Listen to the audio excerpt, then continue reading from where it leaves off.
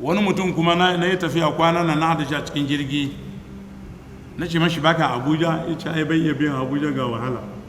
sai na ce masa ka tuna abin da kai wa limaman Abuja sai ce Haruna me ne musu na ce an kawo motoci masu tsada a raba limamai sai ka kwashe motocin ka je ka saya musu irin me ake kiransa karina wane ne dinnan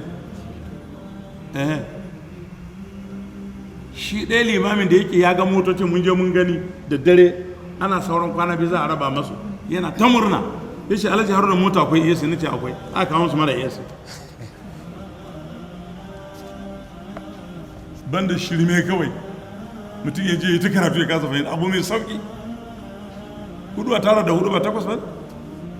to takwas a ɗaya ba hudu ba yaya abin da sallama bai yi baka zo ka ce addini ne har kana wani barazana wai ai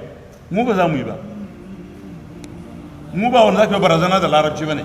wallahi babu mutum duk faɗin duniya ka yi karatu ci gaba da karatu mana wai hana kai karatu ka yi karatu har a baka farfesa mu muna nan muna shan farfesu amma za mu yi maganin farfesa wallahi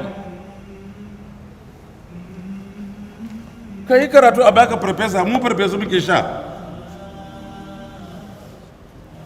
da a Najeriya ban gaya muku watakila wasu yara ne a Najeriya da an kai aure za a ce ka kai matan wajen malami a cire mata gashin munkiri a Najeriya nan fa ka san Allah idan zai wargaza abu ba mala'ika zai turo ba no dan adam fir'auna da ya iskanci mala'ika aka tura masa annabi Musa kuma gidansa ya girma ya casa shi yana ganin da kamar zai yi ya gane shayin ruwa ne haka ake a Najeriya da kai